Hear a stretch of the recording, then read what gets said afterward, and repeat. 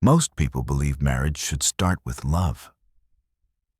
But at Love and Scars Stories, we know sometimes it starts with survival. This is a frontier tale where fear gave birth to trust, and a scarred past became a reason to fight harder. Out in the untamed West, everything began with a single moment, a starving woman asking a giant cowboy for mercy. Before we kick off this adventure, don't forget to hit like on the video and let us know in the comments where you're watching from. She was starving, carrying a child, and had nowhere left to go. When May Calder stepped through the doors of the saloon in 1887, desperation had already stripped her of pride. She was prepared to beg the biggest, most intimidating man in town to marry her, if that was the only way to stay alive.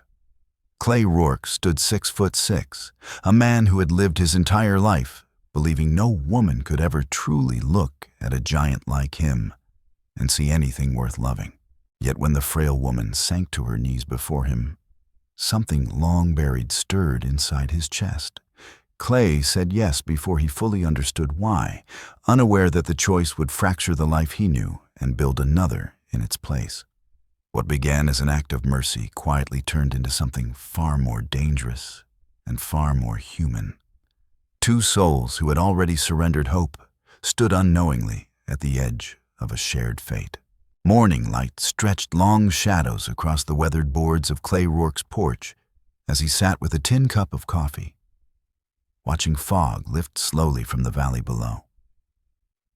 His ranch lay spread out like a living quilt between pine-covered hills, cattle scattered across the pasture like dark stones. At 52, Clay had carved something solid out of the Montana territory: land, fences, barns. Things meant to last longer than a man ever could.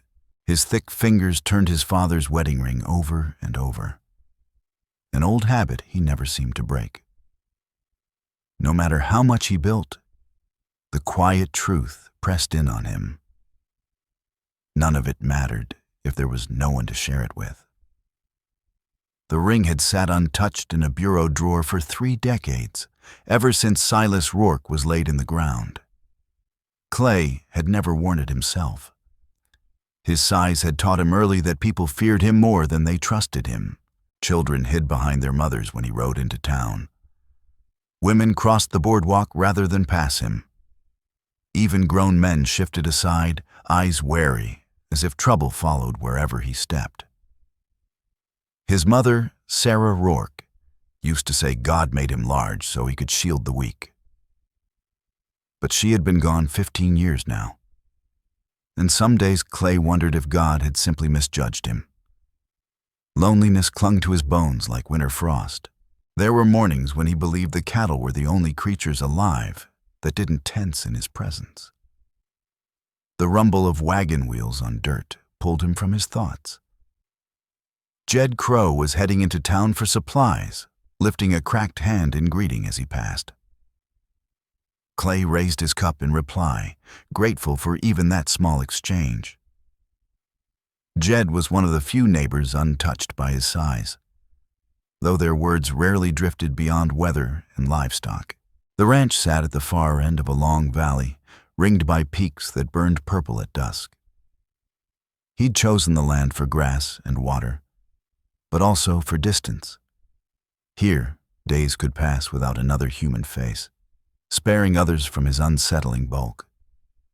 Once, that isolation had felt like freedom. Now it pressed in like walls he'd built himself. The house mirrored the man, solid, practical, and bare. Clay had raised it with his own hands, cutting timber and setting stone, but he'd never bothered with warmth or decoration.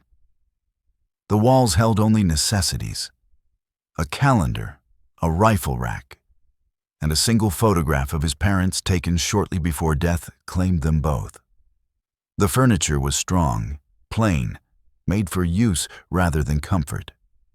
Clay's days followed a rhythm as fixed as sunrise. He rose before dawn, fed the animals, rode fence lines and water sources, returned for a simple meal, and passed his evenings under lamplight. Reading, repairing, enduring the quiet he told himself he had chosen. He told himself it was a decent life. Honest work, land earned by sweat. But the quiet that settled over his evenings grew heavier with every passing year. Clay Rourke often found his thoughts drifting back to his parents, especially his father, Silas Rourke, a man nearly as large as Clay, who had somehow won the heart of a small, sharp-witted schoolteacher from Denver. They had loved each other fiercely, and Clay had grown up believing a bond like that might one day be his as well. But his father had carried a softness that balanced his size, a calm patience Clay feared he did not possess. Where Silas had spoken gently and chosen his words with care, Clay felt awkward, blunt, and hopelessly tongue-tied, especially around women.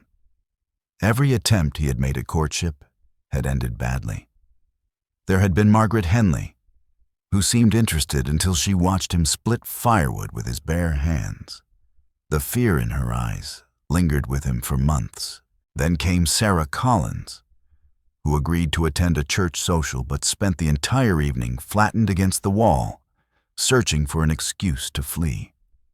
After that, Clay stopped trying altogether.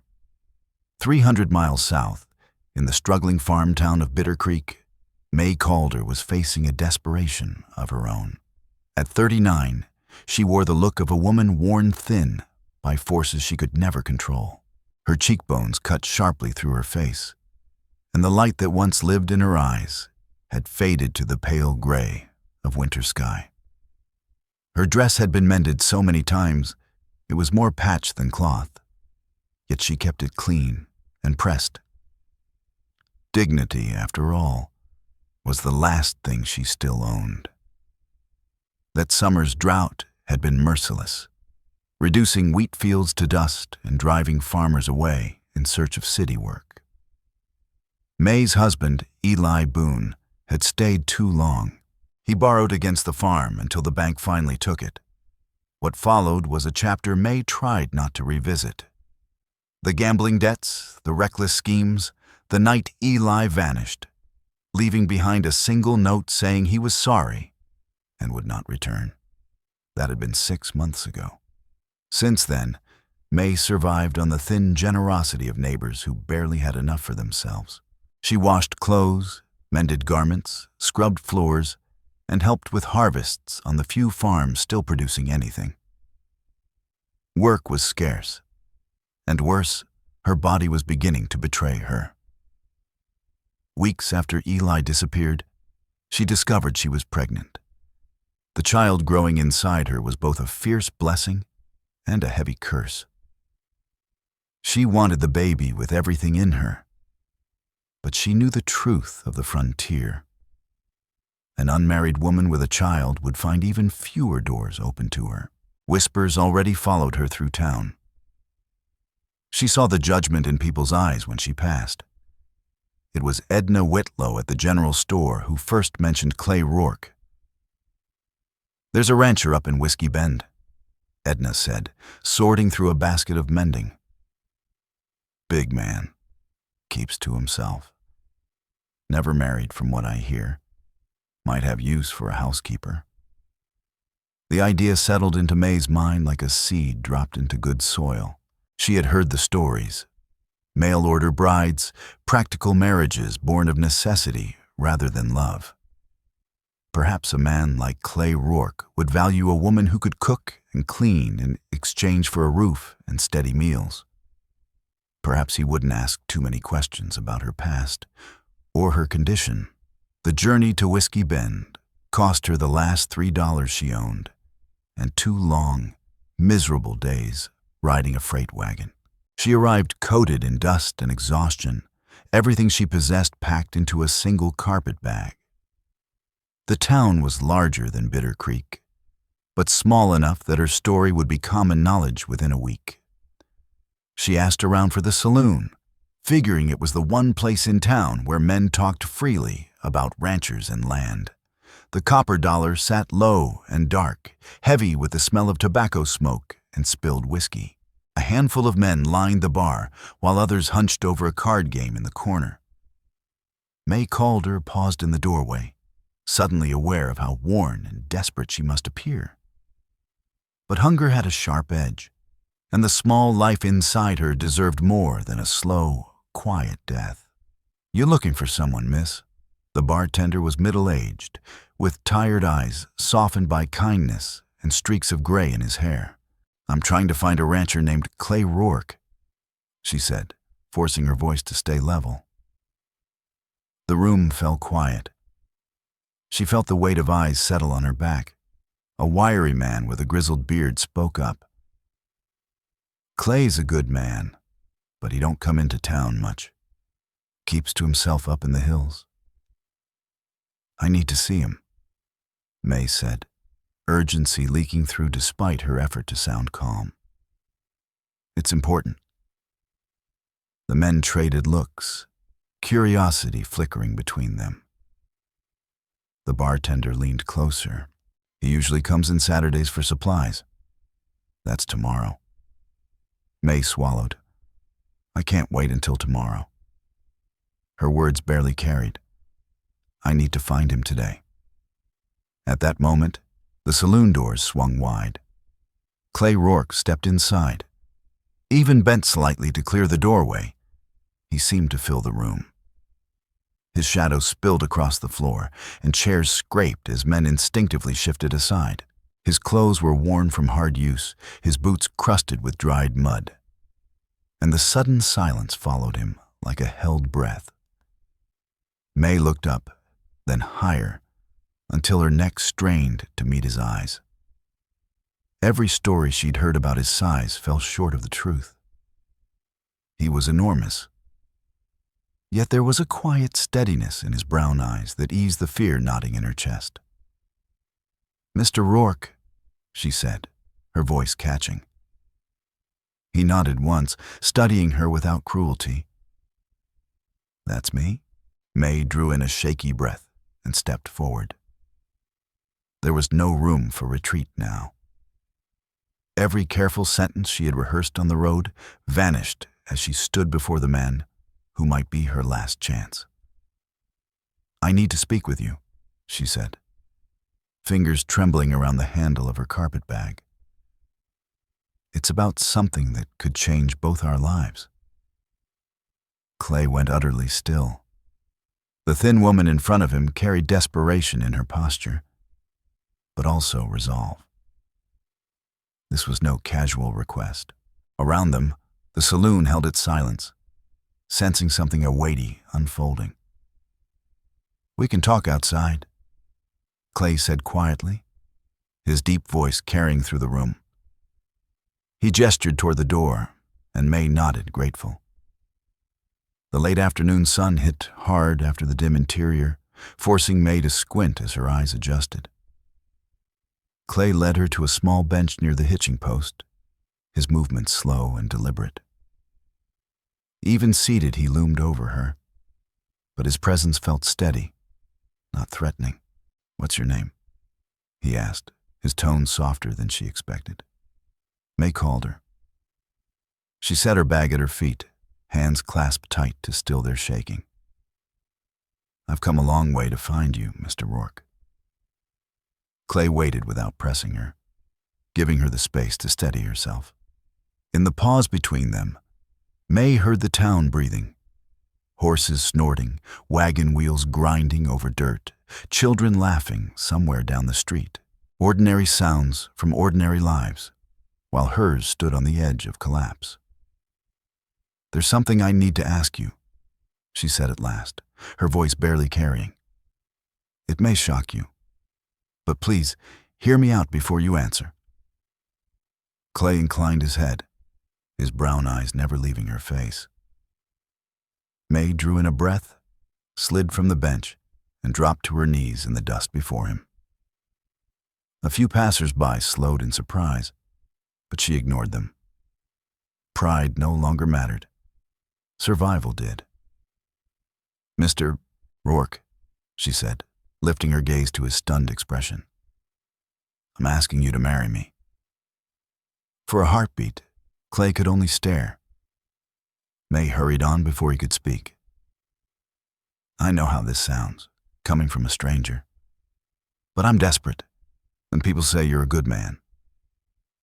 I have nowhere else to go, no family, no way to earn a living. Her voice wavered, then steadied. I'm carrying a child, and I need a husband who can provide for us. I'm not asking for love. She finished quietly. I'm asking for mercy. Clay looked down at her, his thoughts spinning. In all his years alone, he had imagined many possibilities, but never this. A woman kneeling in the street, not out of affection, but necessity. Please, stand up, he said softly, reaching for her hands. His large palms closed around her thin fingers, and he felt how little weight there was to her. Don't kneel to me. May rose, eyes locked on his, searching his face for any sign of what was coming. Clay studied her in silence, the intensity making her uneasy. The child, he said at last. Where's the father? Gone, May answered simply. He left when the farm failed. I haven't heard from him since. Her words faltered. The baby will be born without a father, unless... Clay took in her torn but carefully mended dress, the hollowed lines of hunger on her face, and the faint traces of beauty hardship hadn't fully erased. Something deep in his chest tightened. I won't lie to you, Mrs. Calder, he said carefully. I'm not an easy man to live with. I'm big, rough. I've been alone so long, I've forgotten how to be around people. Most folks find me frightening. You don't frighten me, May said, surprised by the certainty in her own voice.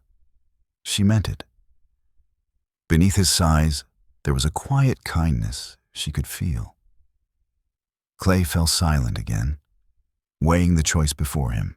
If I said yes, he asked slowly, what would you expect from an arrangement like that? A roof over my head. Food for me and the baby, May said honestly. I can cook, clean, mend clothes, tend a garden. I'll work for my keep. I'm not asking for charity. And I wouldn't be looking for a wife in the usual sense, Clay said, choosing his words with care. You'd have your own room, your own space. No obligations beyond what you've said. Relief washed across May's face. That's all I'm asking. Clay stood, the decision settling into place. Then yes, he said quietly. Mrs. Calder, I'll marry you. The words lingered in the still air between them. May felt her legs give way with relief and caught herself against the hitching post before she collapsed. Thank you, she whispered, tears spilling freely. Thank you. A tight, unfamiliar pressure settled in Clay's throat as he watched her cry. He couldn't remember the last time anyone had been grateful for his presence, instead of wary of it. He cleared his throat, uneasy with the feeling. We should make it legal, he said.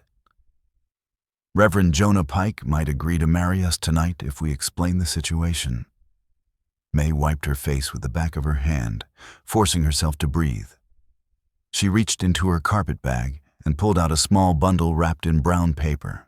I brought this, she said, unfolding a dress that had once been white, now softened to cream. One seam was torn, the fabric worn thin and mended again and again. But it had been carefully washed and pressed. It belonged to my mother, she explained quietly. I told myself if this day ever came, I wanted something proper to wear. Something shifted deep in Clay's chest as he looked at it. This woman had crossed hundreds of miles with nothing but hope and a faded wedding dress, wagering her entire future on the mercy of a stranger. "It's beautiful," he said, and meant it. An hour later, they stood inside the small church at the edge of town while Reverend Jonah Pike read from his worn Bible. He asked no questions beyond what was required, perhaps recognizing desperation when he saw it. Clay wore his best shirt and trousers. May stood beside him in her mother's dress, hanging loose on her thin frame, yet carrying a quiet dignity. There were no witnesses except Martha Pike and the saloon keeper who lingered out of curiosity. No flowers, no music, no celebration. Just two lonely people entering a practical bond that might save them both. When the Reverend pronounced them husband and wife, Clay hesitated, then gently took May's hand. He bent down and placed a soft kiss on her forehead instead of her lips. Somehow, that felt right. Honest and restrained, fitting for what they were beginning. "Mrs. Rourke," he said quietly. Something inside May settled for the first time in months. She had a name again, a place, someone who would stand between her and starvation. As they stepped out of the church, Clay carrying her single bag, she realized her mother's mended dress had served its purpose one last time. It had given her a future when she believed hope was gone. The sun dipped behind the mountains as Clay helped his new wife into the wagon and turned toward the long road to his ranch. They rode in silence, but it wasn't an uneasy one. Each was lost in thoughts of what they had done and what it might mean. When the ranch finally emerged under the moonlight, May saw a solid log house surrounded by sturdy outbuildings and fenced pastures. It looked like a place where a woman could put down roots, where a child might grow up fed and safe. "Welcome home," Clay said softly, helping her down. Home.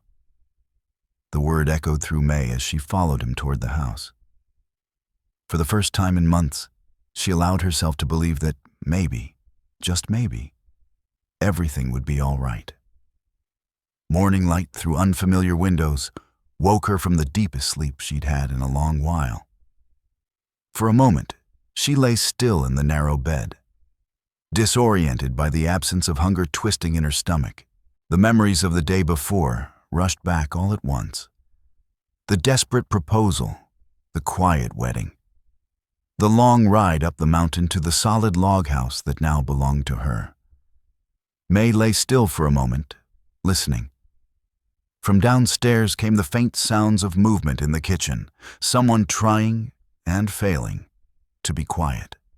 Clay was already awake. If he was anything like the ranchers she'd known before, he'd likely been on his feet for hours. She sat up slowly, testing her body. The nausea that had plagued her for weeks felt lighter this morning, perhaps eased by the full meal she'd eaten the night before. When Clay had shown her this small room just off the main living space, he'd nearly apologized for how plain it was. To May, who had spent recent nights on barn floors and borrowed pallets, the clean bed and hand-stitched quilt felt like luxury. The room held a dresser, a washstand, and a narrow chair by a window overlooking the valley. It was more than she had dared imagine. She dressed in her everyday dress, the only other one she owned, and made her way downstairs. Clay stood at the stove, his massive frame looking oddly uncertain as he struggled to turn eggs in a cast-iron pan. The contrast made her smile. "Good morning," she said softly, not wanting to startle him. Clay turned, and once again she was struck by the gentleness in his eyes, so unexpected in a man of his size. "Morning, Mrs. Rourke," he said. "I hope the bed was comfortable." The name felt strange on her ears, but it also felt like protection, a shield against a world that had little mercy for an unmarried pregnant woman. "Very comfortable, thank you," she replied. "May I help with breakfast?" Clay gestured helplessly at the stove. I'm no cook. Mostly just make coffee and fry whatever's close at hand. May stepped beside him, careful not to crowd the small space. May I? She asked, nodding toward the pan. He moved aside with clear relief, and she took over. As she worked, her attention caught on a leather-bound book lying open on the table. The pages were yellowed, filled with neat, careful handwriting. Is that a recipe book? She asked. Clay's expression softened. My mother's. She wrote down everything she knew about cooking and keeping house. I try to follow it, but I'm not very good. The thought of this large, solitary man struggling through his mother's old recipes stirred something warm in May's chest. Would you mind if I looked at it sometime? She asked. I'd like to learn how she did things. She'd have liked that, Clay said quietly. She always said a house wasn't a home without good food and the smell of fresh bread. As May finished the meal, eggs, bacon, and biscuits from dough Clay had attempted the day before, a cautious sense of purpose settled over her. This was something she could offer, something useful. The kitchen, bare as it was, felt welcoming. She found herself imagining curtains at the windows, herbs along the sill, the warmth of bread rising in the oven. They ate in easy silence. Clay clearly enjoyed the first properly cooked meal he'd had in a long while. May ate slowly, savoring each bite, marveling at the simple gift of enough food. When they finished, Clay leaned back and cleared his throat. I should explain how things work around here, he said. I start early, feed the horses, check the cattle, mend fences if they need it. Most days I'm back by midday, then out again until evening. I don't expect you to do anything you're not comfortable with, Clay said, his tone careful, especially in your condition. May lifted her chin and squared her shoulders. I'm not fragile, Mr. Rourke. I was raised on a farm. I know how to work, and I can help wherever I'm needed. Clay studied her more closely. She was still thin, marked by weeks of hardship, but there was a steadiness in the way she held herself that he hadn't fully noticed the day before. All right, he said at last, but you tell me when you need to rest. I will. Clay reached for the hat hanging by the door. I'll show you around first. Let you get a sense of the place. The walk through the ranch revealed years of careful effort. The barn stood solid and clean, tools arranged with intention. Fences were tight, gates well hung, and the animals looked healthy and calm. Pride showed in every corner. From the way Clay spoke about each pasture to the quiet care woven into the land itself. You've built something remarkable here, May said as they paused above the valley, cattle grazing below in the open light. Warmth spread through Clay's chest. It took 20 years, he replied. There were times I wondered if it mattered, building all this with no one to share it with. They spent the rest of the morning working side by side. Clay showed her how he preferred things done, and May quickly proved she knew her way around farm work. Muscle memory returned despite her recent struggles, and Clay found himself impressed by her skill and determination. By midday, May prepared a simple but filling stew using vegetables from the garden, guided by notes she'd studied in Sarah Rourke's old recipe book. The kitchen felt different, warmer, alive in a way it hadn't been before. This is excellent, Clay said, surprised by how much difference real cooking made. Your mother kept very good recipes, May replied, carefully turning the fragile pages. She explained everything clearly.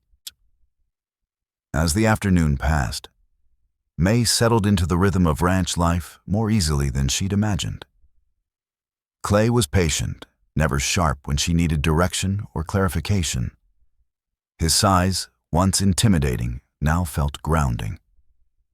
When a horse shied at her approach, Clay was there at once, calm and steady, until the animal relaxed. When a bucket proved too heavy, his hand appeared without a word. By evening, they sat near the fire after supper, the quiet comfortable between them. Clay opened the recipe book again. "She wrote more than instructions in here," he said softly. "Advice about life." He read aloud, "A home is built one small kindness at a time, like layers of good soil that let everything grow." May smiled. "She sounds like a wise woman." "She was," Clay said. "She always believed the right person would arrive when the time was right." He glanced at May, then back at the page. Maybe she was right about that too.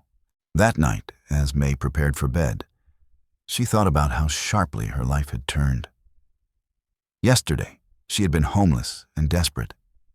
Today, she had shelter, food, and a man who treated her with respect despite the strange circumstances of their marriage. It wasn't love, not yet. But it was something solid, a beginning, a foundation for a life she could finally believe in. 2 weeks into their arrangement, May Calder was beginning to feel something she hadn't felt in a long time. Settled. Life on the mountain ranch was working its quiet changes on her.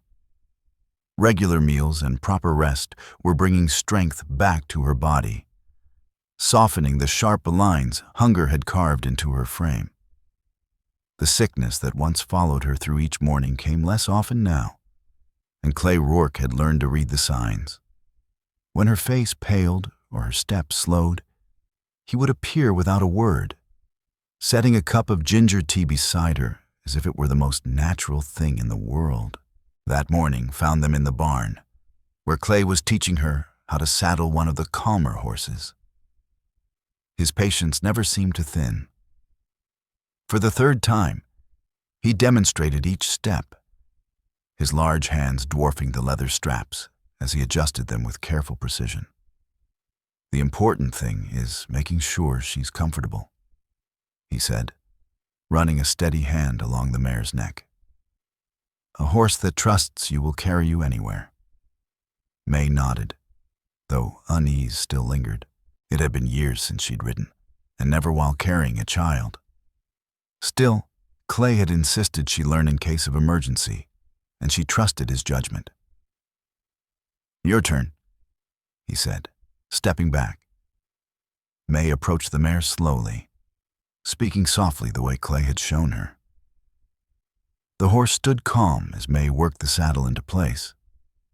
When she finally said it correctly, Clay's nod of approval filled her with an unexpected surge of pride. "Good," he said. "Tomorrow we'll try a short ride around the pasture." As the morning wore on, May caught herself watching Clay when she thought he wasn't aware. Despite his size, there was an ease to the way he moved, a careful deliberation shaped by years of being mindful of his presence. She noticed other things too. How he always gave her the better portion at meals. How heavier tasks seemed to wait until she was resting. The quiet gentleness in his voice when he spoke to the animals. That afternoon, after the midday meal, Clay surprised her. They sat on the porch when he reached into his pocket and pulled out a small piece of wood and a knife. "What are you making?" May asked, watching his hands work with surprising delicacy. "A spoon," he said without looking up. "Thought you might want one that fits your hand better than those big ones in the kitchen." Warmth spread through her chest. "You don't have to do that."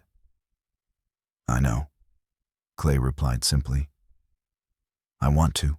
They sat in silence as he worked. The soft scrape of blade against wood, the distant lowing of cattle drifting up from the valley. May watched, almost entranced, as the rough block slowly transformed beneath his hands. When he finally passed her the finished spoon, she turned it over in awe. Smooth, balanced, perfectly shaped. "It's beautiful," she said. "You're very good at this." Clay lowered his head, clearly pleased, but a little embarrassed. "My father, Silas Rourke, taught me. Said a man ought to know how to make things that last." That evening, as May stirred supper with her new spoon, she found herself thinking about the man she'd married. Clay's kindness wasn't something he put on for show, it was woven into him. She thought of the careful way he'd helped her from the wagon that first night, the patience he showed while teaching her the work of the ranch, the quiet decision to carve something simply to make her days easier. The days ahead would test them. She could feel it coming. But for now, standing in the warm kitchen with food on the stove and steady ground beneath her feet, May sensed that whatever lay ahead, they would face it together. Dark storm clouds had been stacking over the mountains all afternoon, and Clay Rourke spent long hours readying the ranch for what promised to be rough weather.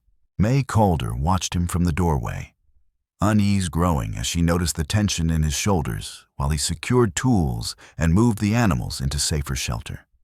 When the storm finally broke, it did so with a fury that rattled even the solid log house. Rain slammed against the windows. Wind tore through the trees with a sound like wolves racing through the dark. May had lived through prairie storms before, but this mountain tempest felt different. Closer, angrier. She sat near the fire, trying to mend one of Clay's shirts, when a violent crack of thunder made her jump. The needle slipped, biting her finger. She gasped, half in pain, half in frustration. Clay looked up from the harness he'd been repairing. "You all right?" "Just clumsy," May said, bringing her finger to her mouth. Another thunderclap boomed, closer still, and the windows rattled. May flinched despite herself. Clay set his work aside and moved to the sofa beside her, not crowding her, but close enough that his presence felt solid and sure. "First mountain storm?" he asked gently. May nodded, embarrassed by her fear. "They feel different than prairie storms, more violent." "They can be," Clay agreed. "But this house has seen worse. My father built it to last." As if daring his words, a heavy gust slammed into the walls, making the timbers groan. Without thinking, May reached out and caught Clay's hand. His fingers closed around hers, warm and steady. "Sorry," she said, starting to pull back. "Don't be," Clay murmured. "I'm here." They sat together while the storm raged. Clay as immovable as the mountains themselves. In the brief lulls, May could hear his breathing, slow and even. She became aware of the scent of wood smoke and leather clinging to him, the roughness of calloused skin against her palm, the careful way he held her hand, as if she might break. "Tell me about your family," she said quietly, wanting the sound of his voice to cut through the storm. Clay was silent for a moment, his thumb moving absently across her knuckles. "My parents were good people. My father was big like me. My mother was small, barely came up to his chest. Folks never understood how they fit, but they did. She used to say the best things sometimes come in unexpected packages." "How did they meet?" May asked. "She was a school teacher from Denver," Clay said. "Came to teach in the town down the valley. My father was a blacksmith then. She brought her horse to him to be shod." A faint smile touched his mouth. "He told me later he fell in love with the way she spoke to the horse, like it was a soul worth knowing." His voice softened as memory settled in. "They married 6 months later." May squeezed his hand. "They sound wonderful." They were. Clay hesitated. I always hoped I'd find something like what they had, but... He stopped. For a long moment, only the storm spoke. When he finally continued, his voice was barely audible. I learned early that most people find me frightening, not appealing. The quiet sadness in his words cut deep. May turned toward him, studying his face in the firelight, seeing not a giant to fear, but a man who had carried loneliness far too long. I don't find you frightening. Clay lifted his gaze to meet hers, surprise flickering in his eyes. No, he said slowly, almost to himself. You don't, do you? Outside, the storm still battered the mountainside. But inside the thick-walled log house, something quieter and steadier was taking shape. Two people who had long carried loneliness were discovering that comfort could arrive where they least expected it. The evening stretched on with them, seated side by side, fingers entwined, trading small stories and watching the fire fade into glowing embers. When they finally wished each other good night and retreated to separate rooms, both carried the memory of that simple touch, and the uneasy realization that what had begun as a practical bargain might be shifting into something deeper. Spring came in full force, washing the mountain valley in fresh green that lifted May's spirits. She stood behind the house in the small garden patch Clay had helped her break open, hands caked with soil, her back pleasantly sore from the morning's labor. Neat rows of mounded earth promised summer abundance. Carrots, beans, squash, and herbs she had only ever dreamed of growing. That's coming along nicely, Clay said, approaching from the barn with an armful of wooden stakes. These should keep the beans climbing straight. May smiled as she watched him drive the stakes into the ground, each movement measured and careful. Everything Clay did carried that same steady precision, whether fixing fences or planting seeds. His large hands, capable of crushing stone, handled fragile shoots with unexpected gentleness. Thank you, she said, brushing dirt from her apron. I never had room for a real garden before. Eli always said vegetables weren't worth the trouble when we could buy them in town. Clay paused, catching the shift in her voice. It was the first time she'd mentioned her former husband in weeks, and shadows crossed her face as the past intruded on their calm present. A woman ought to have a garden if she wants one, he said quietly. Besides, nothing from town tastes as good as what you grow yourself. As the weeks passed, their partnership deepened in ways neither had anticipated. May proved indispensable around the ranch, her understanding of farming and livestock fitting naturally alongside Clay's experience. More than that, she began offering her thoughts on decisions, and Clay found himself listening, even seeking her opinion on matters big and small. It was during one of those moments that their first real disagreement surfaced. We should sell the yearlings to Morrison down the valley, Clay said one morning, buttering one of May's fresh biscuits. He's always paid fair. May looked up from her plate, brow creasing. Morrison? Didn't you say he paid late last year? A month or so, Clay admitted, but the money always came. And could we afford to wait that long again? May asked gently. She glanced down at her middle, where her pregnancy was beginning to show beneath her loose dress. Clay's jaw tightened. I can provide for my family. I didn't say you couldn't, May replied, her voice firm. I'm saying we should weigh our choices.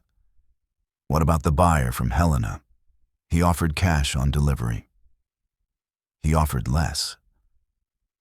$10 less for guaranteed payment, May said calmly, versus waiting months for a check.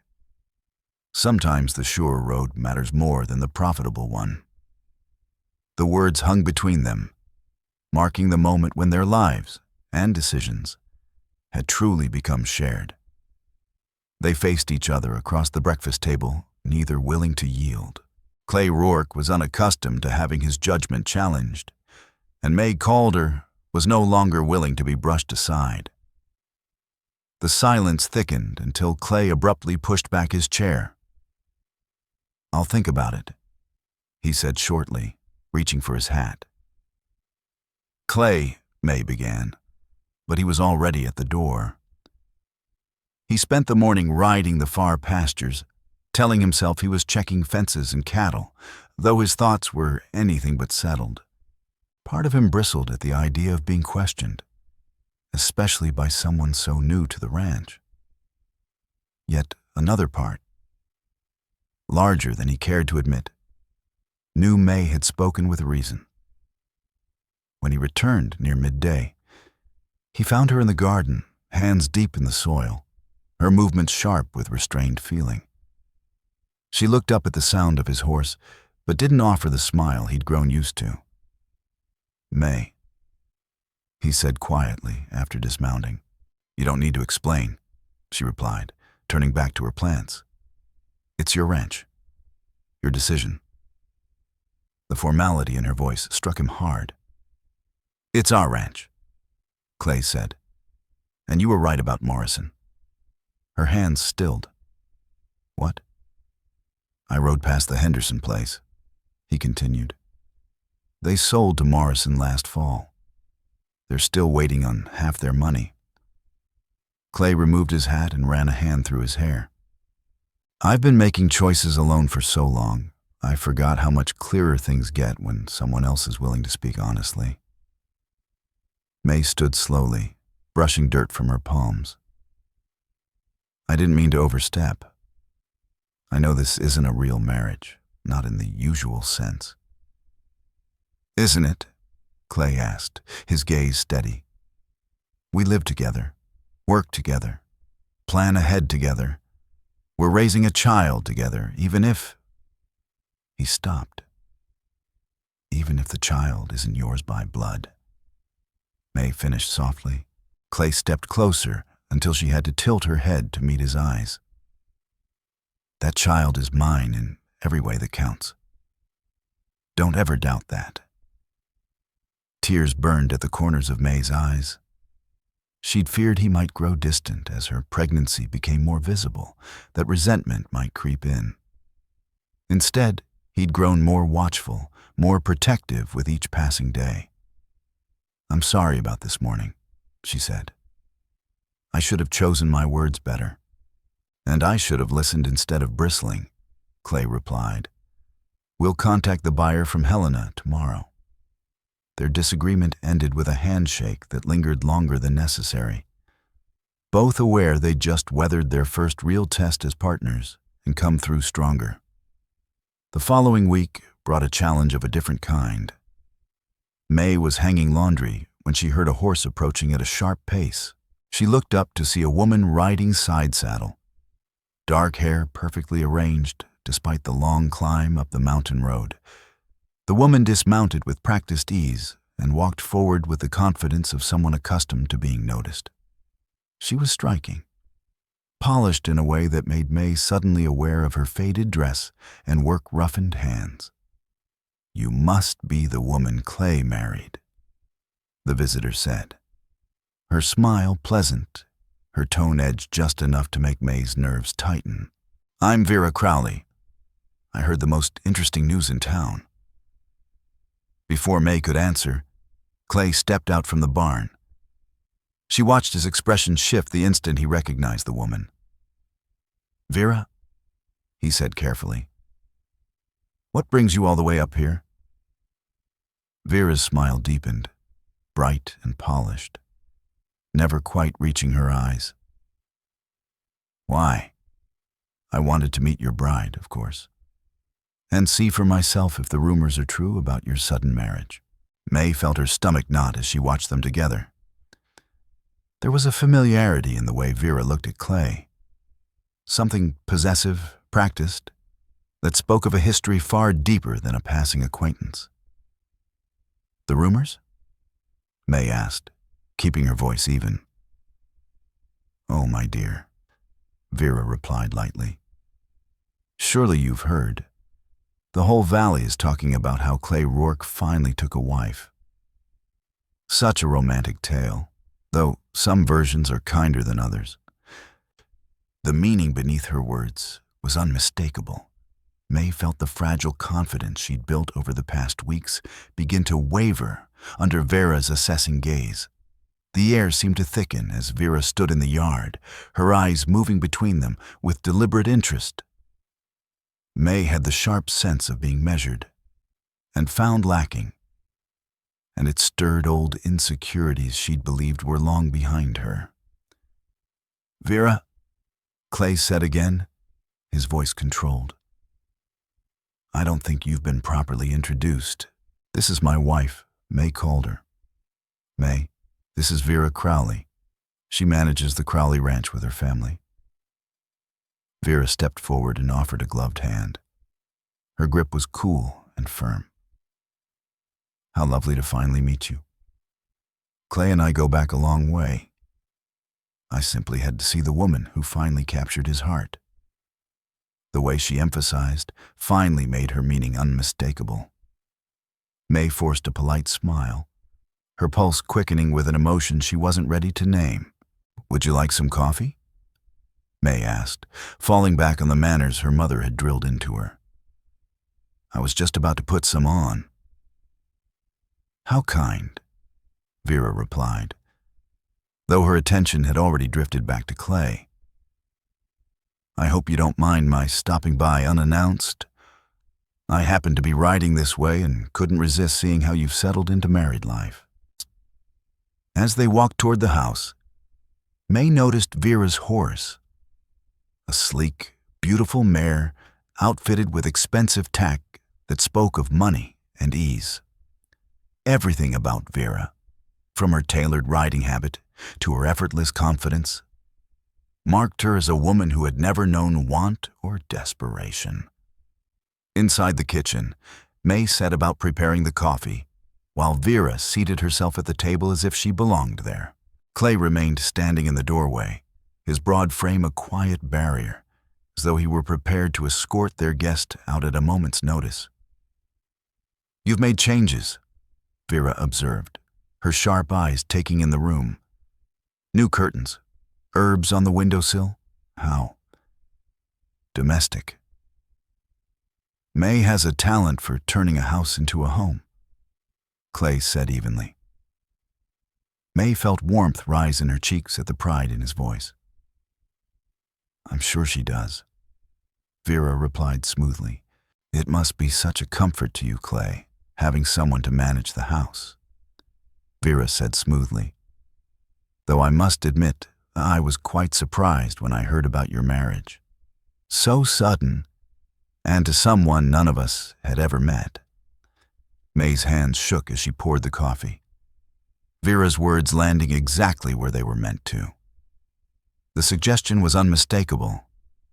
This marriage was either born of desperation or something to be questioned. And May herself was an outsider who didn't truly belong. Sometimes the best things come when you're not looking for them, Clay said firmly, stepping to stand beside May's chair. I consider myself a fortunate man. Vera's smile tightened by the smallest degree. Of course you do. Still, when I heard you'd married, I assumed it would be someone familiar to all of us. After all, we once talked about settling down together someday. The casual cruelty of the remark stole May's breath. Clay's jaw set hard, and when he spoke, his voice carried a clear warning. That was a long time ago, Vera. Things change. Do they? She asked lightly, her eyes glinting with something sharp beneath the politeness. I always believed certain bonds ran deeper than time. We've known each other since childhood. We understand one another in ways that... She glanced at May with feigned sympathy. Well, in ways that take years to grow. May felt as though she were sinking beneath the weight of the conversation. The cup in her hands felt impossibly heavy. Every word Vera spoke reinforced the fear May had carried from the beginning, that she was an intruder in Clay's life. A woman who had cornered him into marriage through need, not chosen affection. "I think you should leave," Clay said suddenly, his voice low and dangerous. Vera lifted her brows in mock surprise. "Oh my, have I offended you?" "I was only saying how pleased I am that you found companionship, however unconventional." Clay stepped closer, his size and stillness suddenly intimidating in a way May had never seen before. "Get out, now." For the first time, Vera's composure faltered. She rose stiffly, gathering her gloves and purse. "If that's how you feel," she said coolly, "I wouldn't dream of overstaying my welcome." She turned to May with a thin smile. "It was very interesting meeting you. I do hope we'll have the chance to know each other better someday." The threat beneath the words was unmistakable. May nodded silently, trusting herself no further. Clay escorted Vera outside without another word, his posture rigid with restrained anger. From the kitchen window, May watched them speak briefly beside the mare, Vera's hand resting on Clay's arm with an ease that made May's stomach knot. When Clay returned, she was still seated at the table, staring into her untouched coffee. "She's gone," he said simply. May nodded, her voice barely steady. "She's very beautiful." Clay sank into the chair Vera had vacated. "She's also cruel and manipulative. But you cared for her once." It wasn't a question. Clay was silent for a long moment. "I thought I did," he admitted at last. "When I was younger, before I knew better." Vera has a way of making a man feel important, until she finds someone more useful than you. May asked quietly, finally meeting his eyes. Clay exhaled. "Her father's been trying to merge our ranches for years. Vera was part of that arrangement, right up until she decided I wasn't prosperous enough for her tastes," Clay said quietly. "She married a banker out of Helena instead. He died 2 years ago and left her buried in debts her family ranch can't cover." Understanding spread across May's face. "So, she's looking for another way out. And when she heard I'd married," Clay went on, "she came to see if she could still make use of me. Vera never lets go easily when she wants something." A shiver traced May's spine. What does she want now? Clay reached across the table and took her hand, his thumb brushing slow, steady circles over her knuckles. "It doesn't matter what she wants. What matters is what I want. And I want you, and our child." His grip tightened slightly. "Don't let her sour what we're building here." May nodded and squeezed his hand in return, yet unease lingered. Vera's parting words echoed in her thoughts, and she couldn't shake the sense that the woman wasn't finished with them, not by a long shot. That night, as they sat near the fire, Clay surprised her by pulling something from his shirt pocket. He opened his palm to reveal a silver pocket watch, worn smooth with age, its surface catching the lamplight in soft flashes. "This belonged to my grandfather," he said, placing it carefully in her hands. "And his father before him. It's been in my family for 3 generations." May stared at the watch, the weight of the gesture settling deep in her chest. "Clay, I can't take this. It's too precious." "It belongs to my wife," he said firmly. "And you are my wife. Not out of desperation or convenience, but because I choose you. Every day, I choose you." Tears filled May's eyes as she pressed the watch against her heart. Vera's visit had rattled her, but Clay's words restored something steady and strong inside her. Whatever waited ahead, they would face it together. The next morning began like so many others. Clay rode out early to check the cattle while May tended her garden. Her pregnancy was no longer something she could hide. Her belly round beneath her loose dresses. She'd felt the baby move for weeks now. Small flutters that filled her with awe. And Clay never failed to smile when she told him about a particularly strong kick. She was hanging laundry when the sound of approaching horses made her pause. 2 men rode toward the house, their rigid postures setting her nerves on edge. One wore a badge that flashed in the sun. Both carried the unmistakable air of men bringing trouble. "Mrs. Rourke," the sheriff called as he dismounted. "I'm Sheriff Amos Hale from Bitter Creek. This is Deputy Cal Crowley." The surname Crowley sent a cold ripple through May. She wondered if this visit somehow tied back to Vera's ominous farewell. She nodded, her hands instinctively moving to her belly. "Is my husband here?" "He's out with the cattle," May replied, steadier than she felt. "Can I help you?" The lawman exchanged a glance. "Ma'am," the sheriff said gently, "we need to speak with both of you about a legal matter. It concerns your previous marriage." The ground seemed to shift beneath her feet. "My marriage to Eli Boone?" The sheriff drew a folded document from his coat. "Yes, ma'am. I'm afraid I have some difficult news." May's breath caught. "Your husband, Eli Boone," Sheriff Hale continued, "is not dead, as you were led to believe." The words struck May like a blow to the chest. She grabbed the porch rail to steady herself, her thoughts spinning wildly. "That can't be right," she said hoarsely. "He left months ago. I haven't heard a word from him since." "I'm afraid it is right, ma'am." Sheriff Amos Hale replied, his tone gentle. "He didn't die. Eli Boone was arrested in Colorado Territory on charges of fraud and forgery. He's currently serving a sentence in the territorial prison." May's fingers shook as the sheriff continued. "Which means your marriage to Clay Rourke isn't legally valid." The paper crackled as she unfolded it with trembling hands.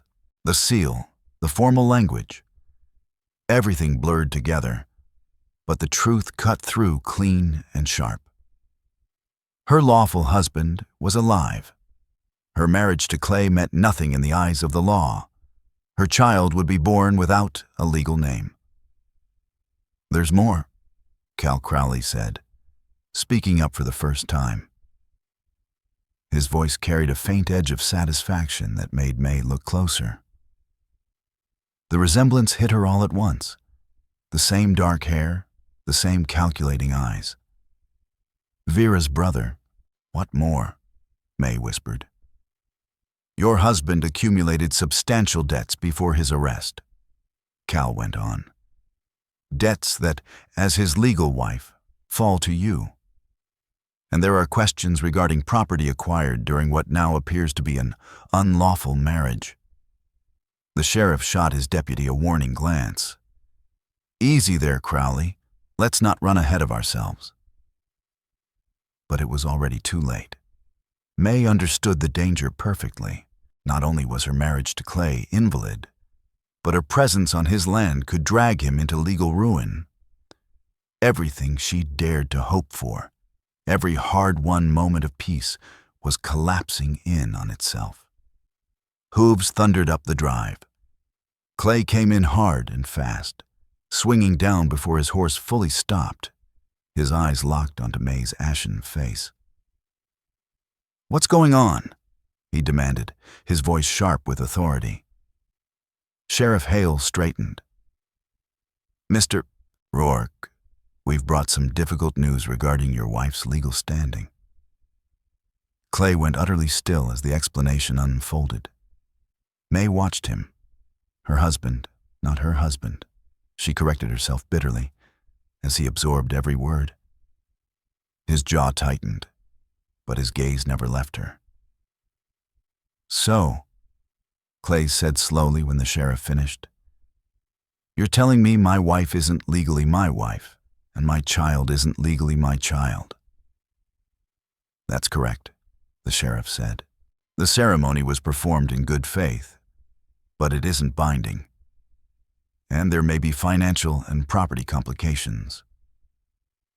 Cal Crowley added, unable to hide his eagerness, "Any assets gained during the illegal marriage could be subject to claims from Boone's creditors." Clay took a single step toward him, his presence suddenly overwhelming. "Are you threatening me?" "Just stating legal facts," Cal replied, though he edged back without meaning to. Clay turned to May. She was still gripping the railing as if it were the only thing keeping her upright. "What do you want to do?" he asked quietly. The question shattered her. Here stood a good man, facing the possible loss of everything he'd built because of her past. And he was asking what she wanted. The selflessness in his voice, the complete lack of accusation or bitterness, cut deeper than any harsh word ever could. In that instant, May understood how fully she had come to love him. "I should leave," she said at last, the words scraping her throat raw. "I've brought nothing but trouble into your life. You deserve better than this." Clay's expression stayed steady, but something sharp and alive moved behind his eyes. "That isn't what I asked," he said evenly. "I asked what you want to do." May looked at the man who had pulled her back from the edge of ruin, who had given her dignity when she had none left, who had offered love without demand. Her chest ached with it. "I want to stay," she whispered, "but I can't let my past destroy you." "There may be a way forward," Sheriff Amos Hale said gently. "If your husband agrees to a legal divorce, you'd be free to remarry properly." Cal Crowley's mouth tightened. Eli Boone isn't the cooperative sort. Prison hasn't made him kinder. "What would it take?" Clay asked, already weighing the problem. "A trip to the territorial prison," the sheriff replied. "Someone would have to convince him to sign. It's risky. Boone has a violent reputation." Clay nodded once. "How soon?" "A few days to prepare the papers. Then a week's ride, weather permitting." "No," May said sharply, fear cutting through her. "Clay, he's dangerous. When Eli's angry, reason means nothing. If he knows you're there because of me." Clay stepped close, his presence grounding her even as the world felt unmoored. "He doesn't get to hurt us anymore," he said quietly. "Whatever it takes to make this right, I'll do it." "You should think carefully," Cal Crowley said, false concern coating every word. "Prison's no place for mistakes, and your ranch's legal standing could become complicated." The threat hung there, plain as day. Clay met it without flinching. "I'll manage my own affairs," he said coldly. When the lawmen finally rode away, silence settled heavy on the porch. The folded document lay between them, its neat language spelling ruin in ink. "I'm so sorry," May said, tears spilling freely. "I truly believed he was gone." Clay took her hand, his grip warm and unwavering. "This isn't on you. Eli Boone made his choices. We'll deal with the fallout together. But your ranch, your name, can be rebuilt," Clay cut in. "What matters is keeping our family whole." May looked at him through tears. "Even if it means facing him? Even if it costs everything?" Clay didn't hesitate. "Especially then. As the sun sank behind the mountains, they sat shoulder to shoulder, planning a journey that would decide the shape of their future. The paper that had shattered their world that morning now stood as a reminder of what they were fighting for: the right to choose each other freely, without the past reaching out to claim them again. The 3 days after the sheriff's visit passed in a tight blur of preparation. Clay moved with quiet resolve, setting his affairs in order before riding toward the prison that held the last shadow standing between them and a life of their own. May carried the weight of it quietly, watching the man she loved prepare to gamble everything on a love the law refused to recognize. On the kitchen table sat a small tin box Clay had pulled from beneath a loose plank in the barn floor. Inside lay neatly counted bills and coins, the savings of nearly 30 years. Money meant for fence repairs, new stock, a future he once believed would be lived alone. Now it would pay for the road ahead, and if it came to that, for persuading Eli Boone that cooperation served his own interests. "You don't have to do this," May said again, the words worn thin by repetition as she watched Clay stack the bills. "We could stay as we are. Folks live with common law marriages all over the frontier." Clay lifted his gaze, his brown eyes steady. "And let our child grow up with whispers trailing behind? Let you keep wondering when someone like Cal Crowley decides to stir trouble?" He shook his head once. "No, we finish this the right way." The papers Sheriff Amos Hale had prepared rested in Clay's coat pocket. Divorce documents that would sever May's tie to Eli Boone and give them a lawful beginning. Everything depended on one bitter, violent man agreeing to put his name to ink.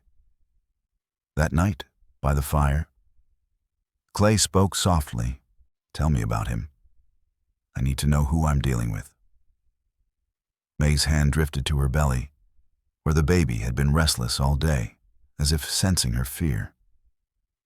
"He wasn't always cruel," she began. "When we married, he was charming, ambitious. He believed he could build something big." "What changed?" "The drought," May said. 2 years of failed crops. Eli couldn't accept that sometimes the land wins no matter how hard you work. He started gambling, chasing losses. When that failed, he forged papers, crop reports, loan documents, anything to get more credit. Her voice thinned. When I tried to stop him, he turned angry. Clay's jaw set, though his tone stayed gentle. "Did he hurt you?" May nodded, eyes fixed on the flames. "Not at first. But when the debts mounted and foreclosure loomed, he became someone I didn't know. The night before he left, he hit me so hard I couldn't see straight for an hour. And after he vanished, nothing," she whispered. "I hoped, God forgive me, that he was dead. It would have been easier than this." She looked up, tears bright. "I'm afraid of what he'll do when he sees you.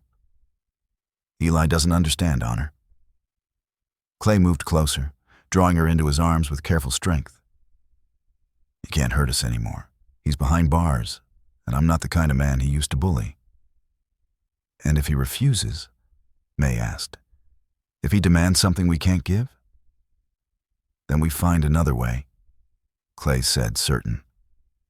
"I won't lose you to a man who abandoned you when you needed him most." Morning brought new pressure. Neighbors from the valley began to arrive.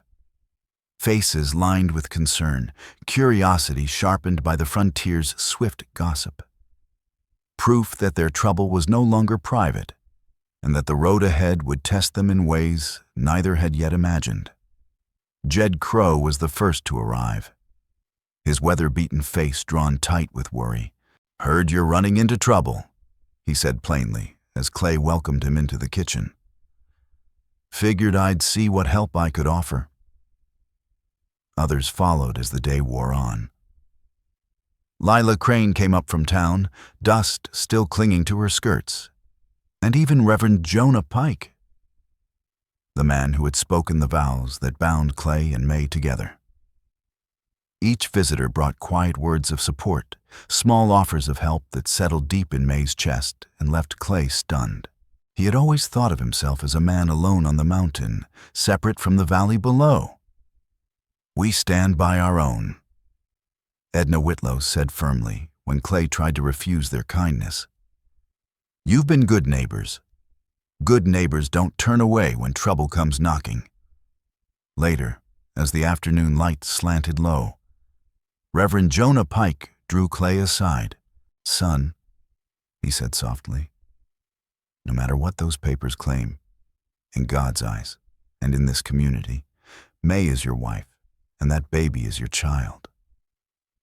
Don't let anyone convince you otherwise." The words struck deeper than Clay could say. For years he had believed himself too large, too rough-edged to truly belong. Now he saw that acceptance had been there all along, waiting for him to trust it. That evening, after the neighbors left with promises to check on May while Clay was gone, he found her sitting in the small nursery they had been preparing. The room was simple, but full of care. A crib Clay had built with his own hands, tiny garments May had sewn through long winter nights. "I keep wondering what kind of world we're bringing this child into," May said, her palm resting over her belly. "So much uncertainty, so much conflict." Clay knelt beside her, covering her hand with his. "We're bringing our child into a world where people fight for what matters," he said. "Where love is worth risking everything." That's not a bad beginning. As if answering him, the baby kicked hard enough to make them both laugh. Worry momentarily forgotten. Clay had felt those movements before, and each one filled him with awe at the life growing inside her. "Whatever happens at that prison," May said quietly, "these months with you have been the happiest of my life. You gave me hope when I had none, dignity when I'd lost it, love when I thought I didn't deserve it." Clay swallowed hard. "And you gave me what I thought I'd never have," he answered. "A family, a home that feels alive, a reason to build something more than survival." They spent their last evening together in stillness, trying to memorize every detail. The way lamplight caught in May's hair, the sound of Clay's deep voice reading from his mother's journal, the steady reassurance of the baby's movement between them. Every moment felt fragile and priceless. Morning came too fast. Clay packed his saddlebags, checked his rifle, and made final arrangements with Jed Crow to watch the ranch.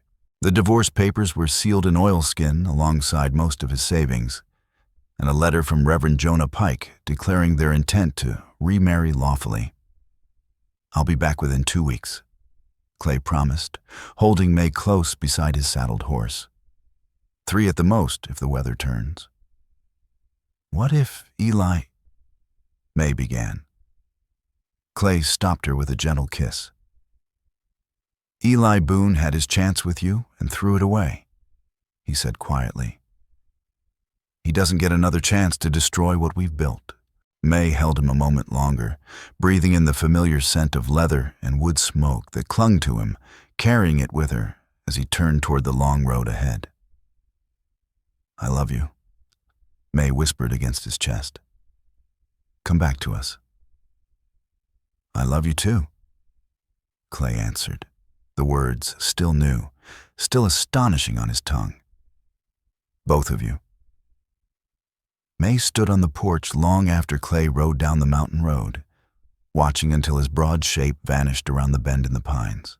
Only then did she rest both hands on her belly, feeling the baby shift and stir, and murmur a prayer for the man who had become the center of her life. The small tin box that had once held their savings now sat empty on the kitchen table. a silent reminder of how much they were gambling for the chance at a lawful future together. Everything Clay had built, everything they had dared to hope for, now depended on the cooperation of a man who had already proven he cared nothing for May's well-being. Yet, as May settled into the long wait, she drew strength from the memory of her neighbor's loyalty and from the woman she had become over these past months. Whatever Eli Boone chose to do, whatever trials lay ahead, she was no longer the starving woman who had begged for mercy in a frontier saloon. She was Clay Rourke's wife in every way that mattered, and that truth would carry her through whatever darkness came next. Clay's journey to the territorial prison took him through land that grew harsher with every mile. Mountains gave way to dry hills, then to scrub and dust stretching beneath a relentless sun. By the time the prison rose before him, great stone walls clawing up from the desert like a monument to despair, he understood why men dreaded being sent there. The warden, Warden Slade, was a worn man with tired eyes, someone who had seen too much of humanity at its worst. He listened to Clay's request with patient detachment, glancing at the official papers as he spoke. "Eli Boone," Slade said, consulting a thick ledger. "Cell Block D. I'll warn you, Mr. Rourke. He's no model prisoner. 3 fights since he arrived. He holds grudges, especially against men he thinks have wronged him." "I understand the risk," Clay replied evenly, "but I need to speak with him." The visiting room was bare and echoing, a scarred wooden table at its center bearing the marks of countless desperate meetings. Clay waited with his hat in his hands as footsteps sounded beyond the heavy door. When it opened, the man who shuffled in wearing prison stripes scarcely resembled the farmer May had once loved. Eli Boone was thinner now, worn down by confinement, his face etched with bitterness and hard living.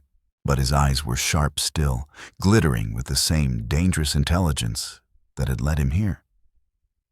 They narrowed the moment they settled on Clay. "So, you're the giant who married my wife," Eli said, dropping into the chair opposite him. His voice was flat, guarded. "Come to gloat?"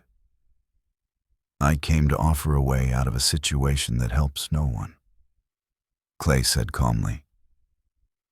Despite his size, he felt the tension coiled in the smaller man, the volatility of someone with nothing left to lose. Eli let out a humorless laugh. "A way out? I'm serving 8 years for fraud and forgery.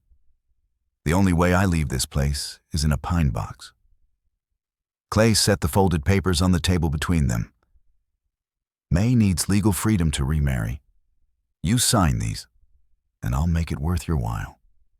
"My wife?" Eli leaned forward, his expression twisting with something ugly and possessive as his eyes locked onto Clay's. "You mean the woman who couldn't wait a month before crawling into another man's bed?" Eli Boone sneered. Clay's massive hands curled slowly into fists on the scarred tabletop, but his voice stayed level. "Watch your mouth when you speak about May." "Or what?" Eli shot back, lips twisting. "You going to fight me in here, surrounded by guards? You're not as clever as you look, big man." "May was starving when I found her," Clay said, forcing calm into every word. "Pregnant, alone, desperate because you walked away. What kind of man does that?"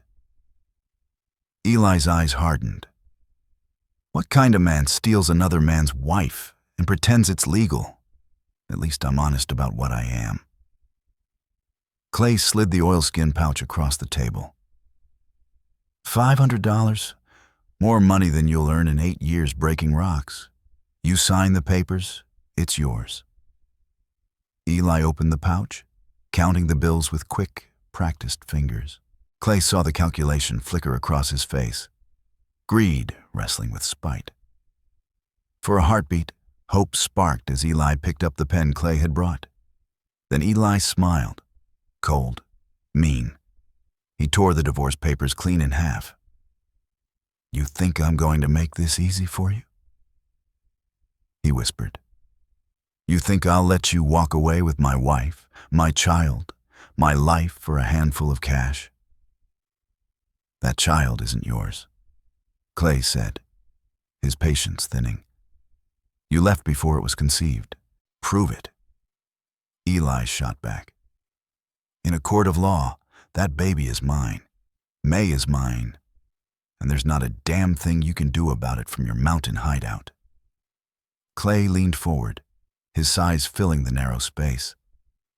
"You don't want her, and I won't let you have her." Eli's voice dropped, venomous. "Then listen close.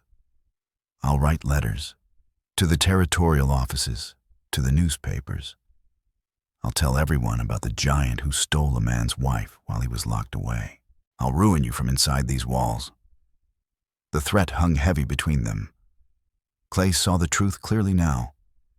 Eli Boone would burn May and the unborn child just to avoid admitting his own ruin. "Sign the papers," Clay said quietly. Eli laughed. "Or what?" Clay moved. In one swift motion, he reached across the table, seized Eli by the front of his prison shirt, and hauled him partly out of the chair. Eli's boots scraped the floor, barely touching, as Clay's strength pinned him in midair. "Or I make sure the rest of your time here is far less comfortable," Clay murmured. "I know people, Boone, people who can make life very hard, even behind stone walls." Eli's face drained of color. In Clay's eyes, he saw something worse than anger. Absolute resolve. "The papers," Clay said again, setting him down but not loosening his grip. "Now." Eli Boone signed with shaking hands, defiance collapsing under Clay's unblinking stare. When the ink dried, Clay released him and stepped back. The documents vanished into his coat. "This isn't over," Eli spat weakly, clutching at what little pride he had left. Clay turned toward the door, voice cold and final. "For May and my child, it is. I'll find ways to make trouble for you, giant." Eli Boone snarled after him. "Count on it." Clay looked down at the broken man with something close to pity. "You've already lost everything that mattered," he said quietly. "Don't waste what little time you have left fighting battles you can't win." The ride home took 6 hard days. Spring storms rolled down from the peaks, turning narrow mountain roads slick with mud and ice. More than once, Clay was forced to take shelter as rain turned to sleet, then back again. But the signed papers inside his coat kept him moving forward, mile after punishing mile. It was well past midnight when he finally crested the ridge above his valley, and the sight below stopped his breath cold. Every window of his house blazed with light. Several unfamiliar horses were tied at the hitching post. Something was wrong. Clay drove his exhausted horse downhill, fear pounding through him with every stride.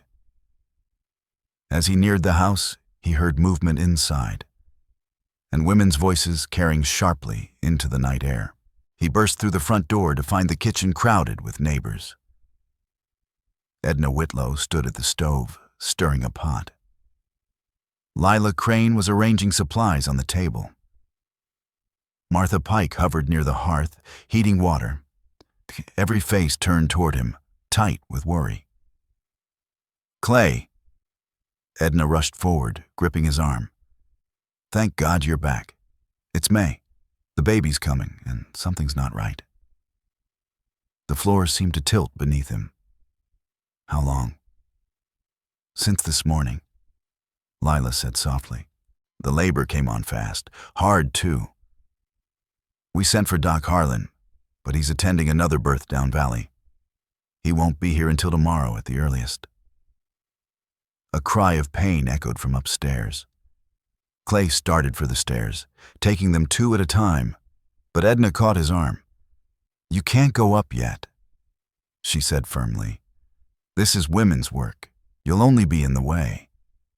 She's asking for you, Martha added gently. Calling your name. Another cry drifted down, weaker this time, and helpless fury tore through Clay's chest. He had risked everything to secure their future, only to return to this. What can I do? He asked, his voice rough. Pray, Martha said simply. And keep that fire going. We need all the hot water we can get. The hours that followed blurred together. Clay paced the kitchen like a trapped animal, flinching at every sound from above. The women moved in quiet rotation, climbing the stairs and returning with faces that grew more drawn each time. Then, just as dawn began to pale the sky, a new sound cut through the house, a thin, furious cry. Clay froze. The cry came again, stronger now. Then voices rose upstairs, relief, laughter, tears. Edna appeared at the top of the stairs, exhaustion forgotten as she smiled. Clay Rourke, she called, come meet your daughter. His legs shook as he took the steps 2 at a time. He paused at the bedroom door, suddenly aware of himself. Dusty, travel-worn, fear and hope written across his face. May lay propped against pillows, pale but glowing, cradling a small bundle wrapped in the blanket she had knitted through long winter nights. When she looked up and saw Clay standing there, her face broke into pure joy.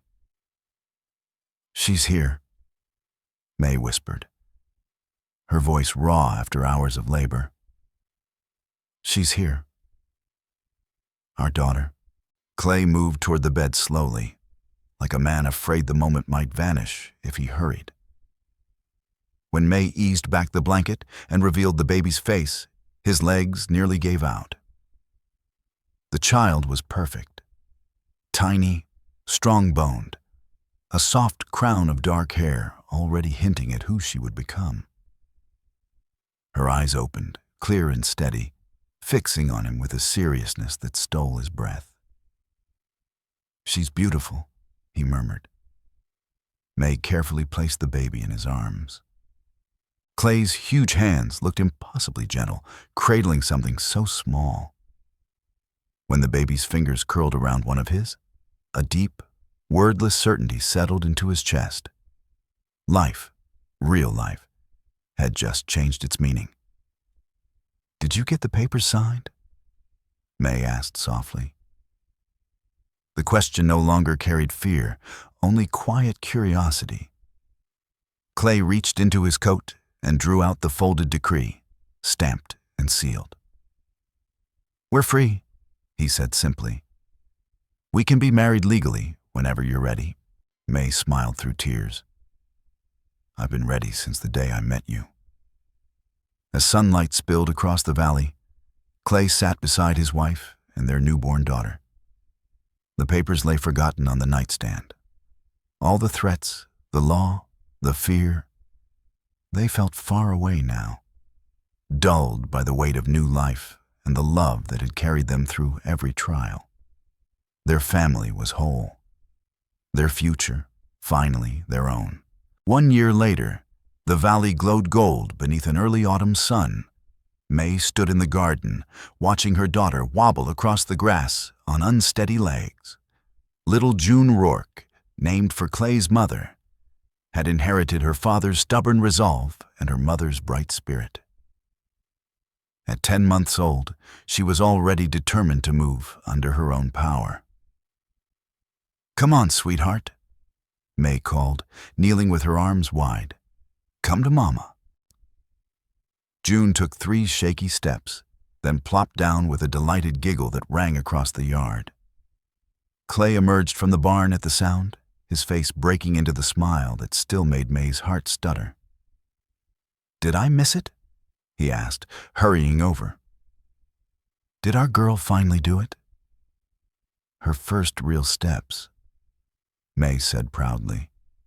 She's trying to keep up with you. Clay lifted June and settled her on his broad shoulders. where she rode like a queen whenever he worked. The sight had become familiar around the valley. The massive rancher with a fearless child perched above him, a living symbol of strength turned gentle. The ranch had flourished. The herd had grown. The garden produced more than they could use. New outbuildings stood where bare ground once lay. But more than success, the place had become a home, alive with laughter, warmth, and purpose. Their legal remarriage had taken place in the same small church, this time crowded with neighbors. Reverend Jonah Pike had spoken of love that endured storms, and the celebration had stretched deep into the night.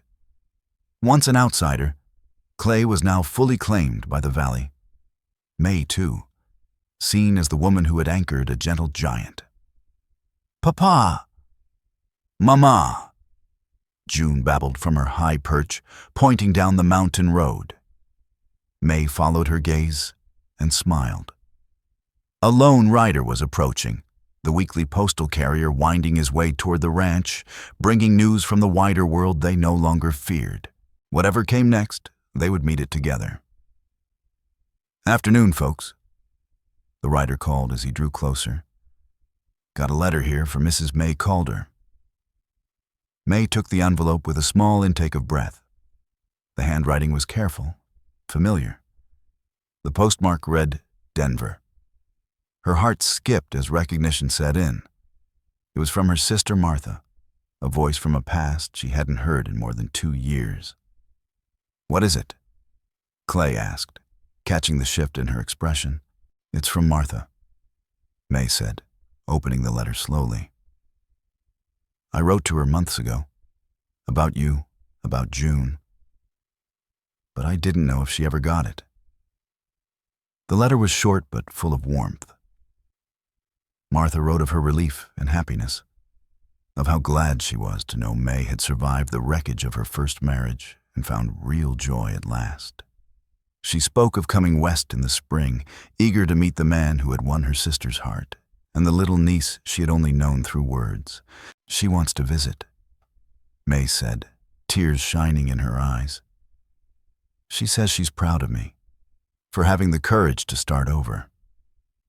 Clay slipped his arm around her shoulders and drew her close, while June continued her cheerful babbling from his shoulders. "Family's always welcome here," he said simply. As evening settled in, they took their usual places on the front porch. Clay had built it wider the previous summer, with sturdy chairs and a sweeping view of the valley below. It had become their place, the spot where days ended gently, with sunsets and quiet conversation, while June played nearby. That night, Clay reached behind his chair and brought out a small wrapped package. "What's this?" May asked, surprised. "Open it," he said. Inside the brown paper was a wooden frame, finely made from the same polished boards Clay used for his carving work. Set inside was a photograph from their legal wedding. 3 figures standing close together, formal in pose, but glowing with unmistakable joy. "You made this?" May asked, tracing the carved edges with her fingertips. "Figured it was time we had a proper family picture out," Clay said, his voice rough. "Something for June to see when she's older, so she knows how happy we were when she came into our lives." May set the frame on the small table beside her chair. The fading sunlight caught the polished wood and made it gleam. In the image, Clay's broad frame nearly enveloped his wife and child, his face softened by a peace he had once thought impossible. May looked radiant in the simple dress she had chosen for that second ceremony. This time with love, not fear, guiding her steps. June gazed up at them with calm certainty, a child who had never known hunger or doubt. "Do you ever think about that day in the saloon?" May asked quietly as the sun slipped behind the mountains. "When I dropped to my knees and begged you to marry me?" Clay considered it, stroking June's hair as she drifted toward sleep against his chest. "I think about how brave you were," he said at last. "How desperate, and still brave enough to ask for what you needed." "And I think about how gentle you were," May replied. "How you could have taken advantage of me, but didn't.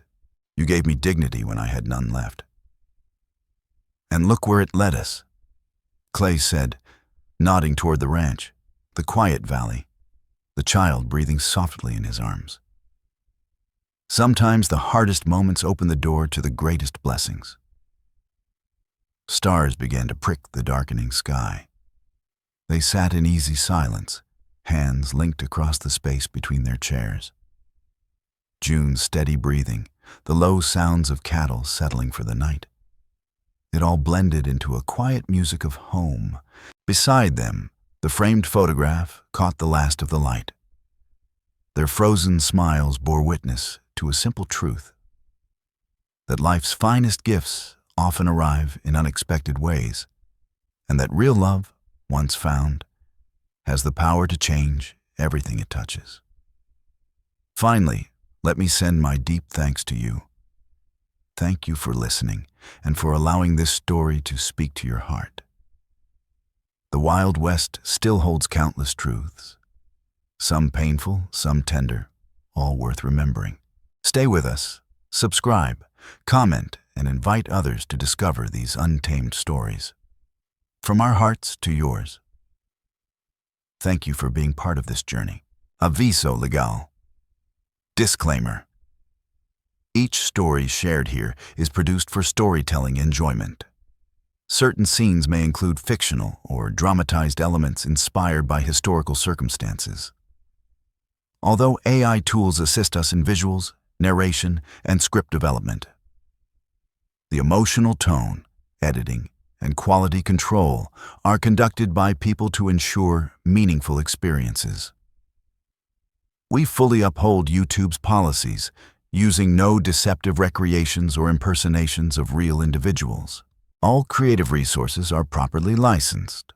Unauthorized copying, re-uploading, or remixing is not permitted. Thank you for supporting the effort behind every episode we create.